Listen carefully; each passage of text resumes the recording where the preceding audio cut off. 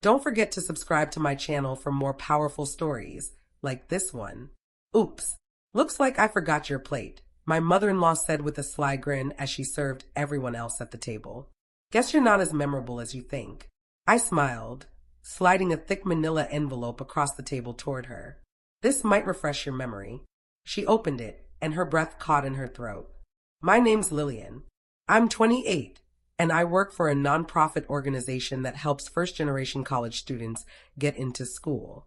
That's how I met Sebastian, through mutual friends, and we instantly clicked. 2 years later, we were married. It wasn't extravagant, just a small ceremony in the woods with wildflowers and our vows. We wanted it simple.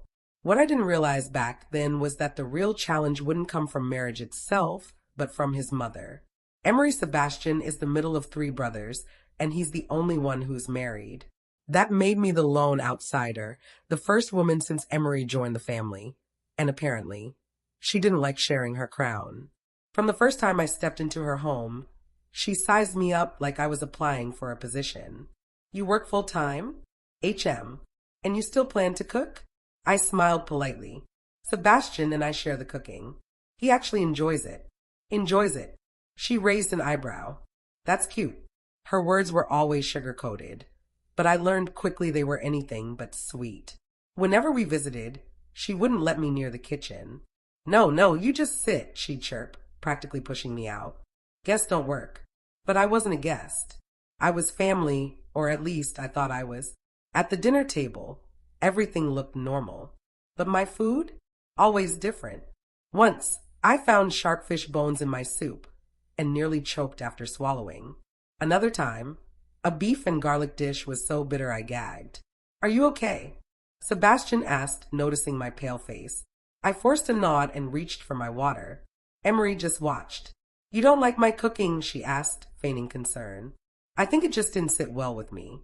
Oh, she replied, tilting her head. Maybe your stomach's too sensitive. Not everyone's used to homemade food, dear. It kept happening. Always just enough to make me doubt myself, or look dramatic if I spoke up. Sebastian never noticed, until I began saving small portions of food to show him later. She's just old school, he'd say. She probably doesn't mean anything by it. But I knew better, and I was done pretending it was harmless.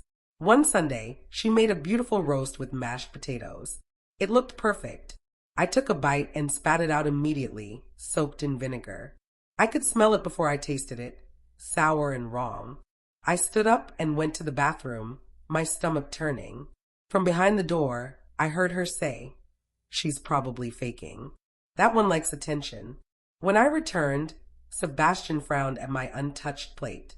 "Try it," I said. "Just one bite." He did and gagged. Jesus, what the hell is in this? Exactly. We confronted her on the spot. I don't know what you're accusing me of, she said, arms crossed. It's a family recipe. Maybe it's just not what you're used to. You've been doing this since we got married, I said. And I'm done playing dumb. She scoffed. Well, maybe I cook for my family. That's who I care about. I looked at Sebastian. He was silent, then quietly pushed the plate away. We didn't say goodbye. We just left. Weeks later, I was in Chicago for a work conference. The last session ended early, so I grabbed a coffee near the hotel. I was scrolling through my phone when I spotted a familiar face outside the window. Emery, on the arm of a man who couldn't have been older than 25. Tall, clean cut, definitely not a relative. They walked hand in hand down the street and stopped in front of a cafe. I stood and followed, sitting at a back table, my heart pounding. They weren't acting like friends. They were whispering, laughing. He kissed her cheek. She ran her fingers through his hair.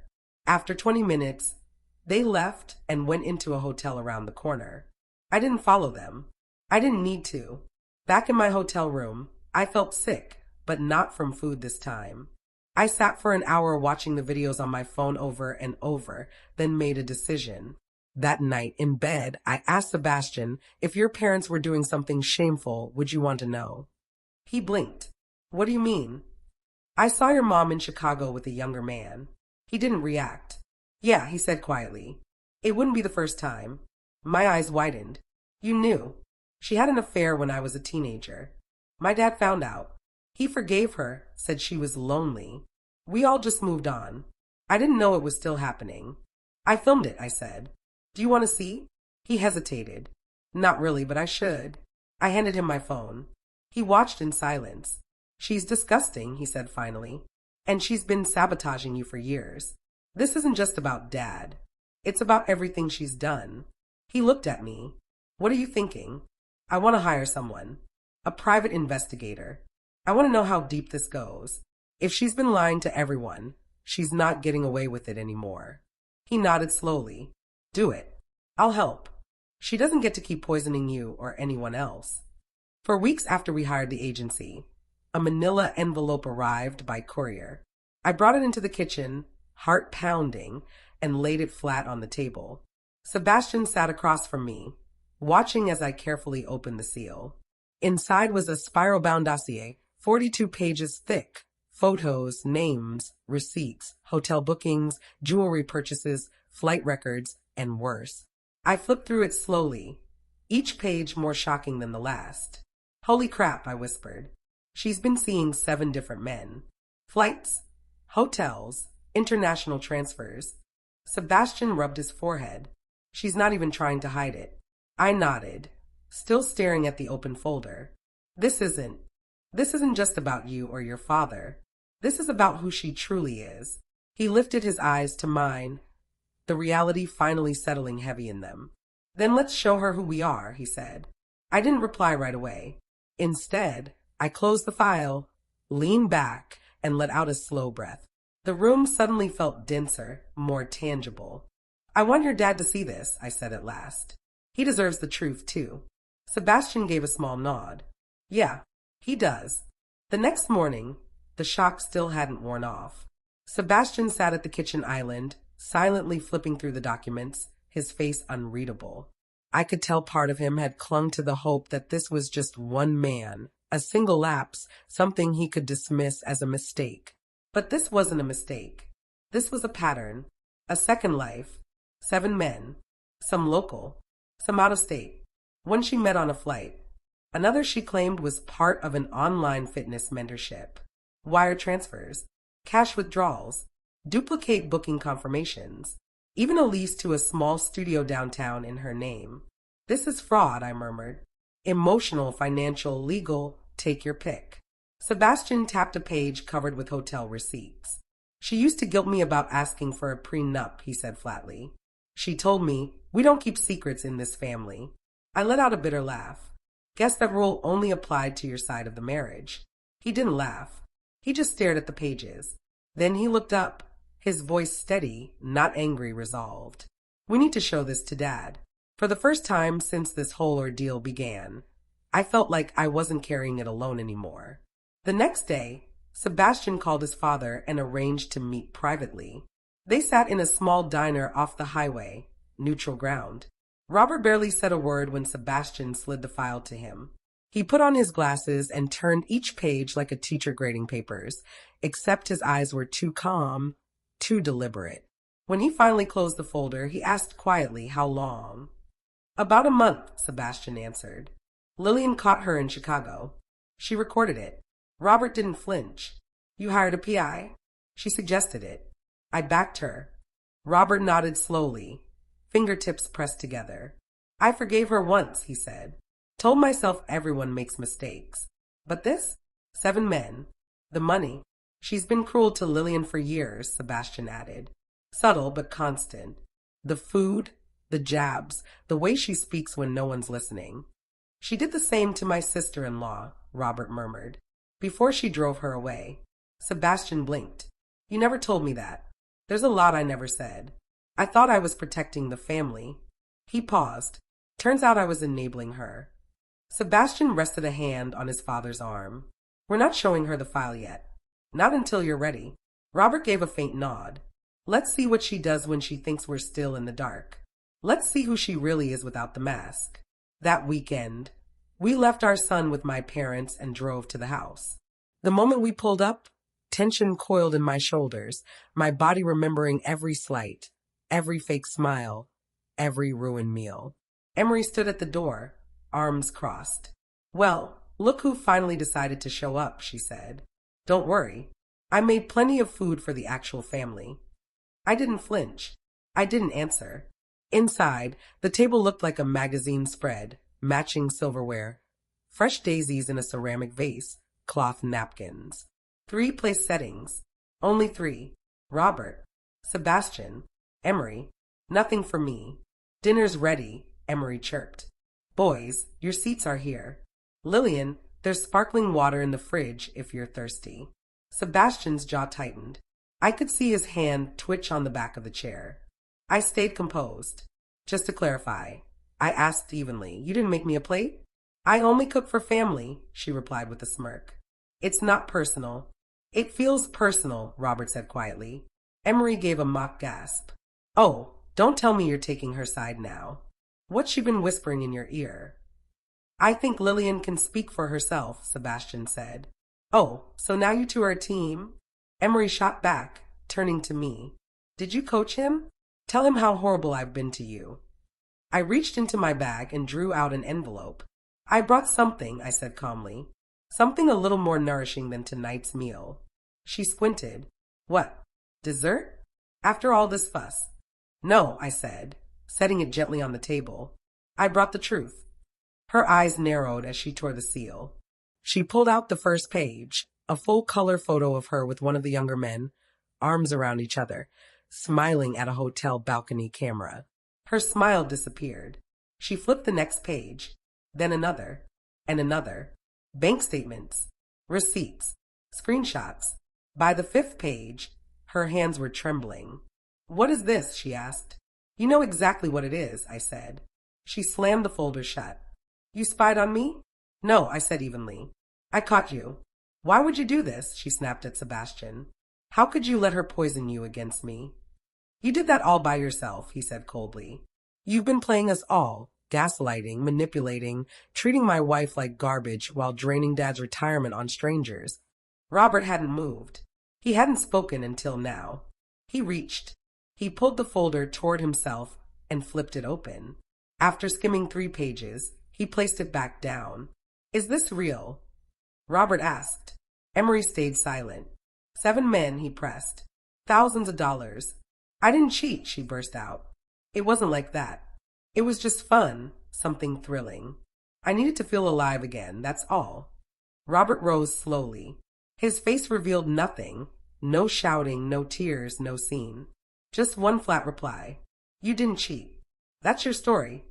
Emery stiffened at the head of the table, her lips pressed tight, one hand clinging to the edge as if it was holding her up. I'm serious, she insisted. It wasn't about feelings. I wasn't looking for a relationship. I was just exploring. Exploring, Robert repeated. That's your word for lying, stealing, and dragging my name through the mud. Her mouth opened, then shut again. You don't understand. No, he cut her off. I don't. Because while I was working overtime at 60 years old, you were exploring with some trainer half your age, while telling everyone I was dull. Emery turned on Sebastian. And you just let her do this to me. Sebastian crossed his arms. You did it to yourself. You've all turned against me, she snapped, her voice cracking. Because of her. The woman who couldn't even handle garlic in her food. No, I said calmly. Because you turned this house into a battlefield the moment you saw me as competition instead of family. Her composure faltered. I gave everything to this family. I carried all of you on my back. You carried your pride, Robert replied. And when we stopped pretending it didn't reek, you called it betrayal. You don't know what it's like to disappear, she screamed. Years of raising kids, sacrificing, staying home, while you lived your life. I was out working, he shot back. Paying off your spending. Keeping the house you turned into a prison for anyone who crossed you. She flinched. So what now? You'll divorce me? Toss me aside like garbage? Robert didn't respond at once. He walked into the living room, opened a desk drawer, and came back with a white envelope. He set it on the table in front of her. I already talked to a lawyer, he said. That's the paperwork. Her face went pale. You're serious? I've been serious for 20 years, he said coldly. Now I finally have proof. The next moments were chaos. Emery tore through the envelope, screaming that we'd all regret it. Sebastian's brothers, Daniel and Jason, arrived mid-meltdown. Sebastian had texted them earlier. Emery turned on them instantly. "Your father's lost his mind. She's manipulating him," she shouted, stabbing a finger toward me. Jason picked up the folder, flipped through a few pages, then handed it to Daniel. Daniel gave a low whistle. "Wow." Jason looked at his mother. "You know, I used to think Dad was cold, but now I see. He was just trying to survive you. You ungrateful little. You lied to all of us," Daniel cut in. "And you went after the only person who ever tried to connect with you." He nodded at me. "Lillian's been patient, respectful, even when you fed her poison. If anyone deserves an apology, it's her." Emery looked around, realizing what she never expected. No allies. No husband to deceive, no sons to guilt. Only herself. She turned to me with eyes that flickered between desperation and contempt. "You're a woman too," she whispered. "You know what it's like to be unseen, to want more." "I do," I said softly. "But I found it through building, not tearing others down." She let out a bitter laugh. "It's never enough to just be a wife or a mother." "You'll see." "Maybe," I replied. "But I won't trade my integrity for a spa weekend and a boy toy." That week, Robert froze the joint accounts. By Friday, the lawyer served papers. Emery fought back, demanding half his pension, but the lawyer crushed it with agency timelines. Only assets from the last 3 years were eligible, and most of what she'd blown through wasn't hers. And then came the kicker. She hadn't just explored emotionally. Her arrogance left a long digital trail, one the court easily unraveled. She tried to play victim, but the judge wasn't buying it. She moved back in with her parents, humiliated. The luxury handbags were gone, replaced with a grocery store tote. In a small town with a big scandal, word spread fast. The younger men vanished when the money dried up. Eventually, she took a job at a supermarket checkout near her childhood home. No brunches, no staged family dinners, no power. And me, I wasn't angry anymore. I felt free. Robert kept the house. He turned the dining room, once her stage of control, into a library for his grandkids. He started gardening again. I'd never seen him smile so much. Daniel and Jason, who used to avoid home, started coming back often. They laughed with Sebastian, tossed footballs in the yard, asked about baby names. Yes, baby names. I was 2 months pregnant, and this time I wasn't hiding it. One Sunday, Sebastian and I stood on the porch, watching his brothers play while Robert grilled burgers. The air carried rosemary and charcoal. "This house feels different now," I said. "It is," Sebastian answered. "You made it safe." I looked at him closely. "You chose me, when it mattered." He kissed my forehead. "You were always the right choice. I just had to see it for myself." Sometimes I think about Emery, all the energy she wasted trying to stay above us when she could have stood with us instead. But in the end, she gave me something valuable. She showed me exactly how not to love. And that lesson, honestly, was worth everything.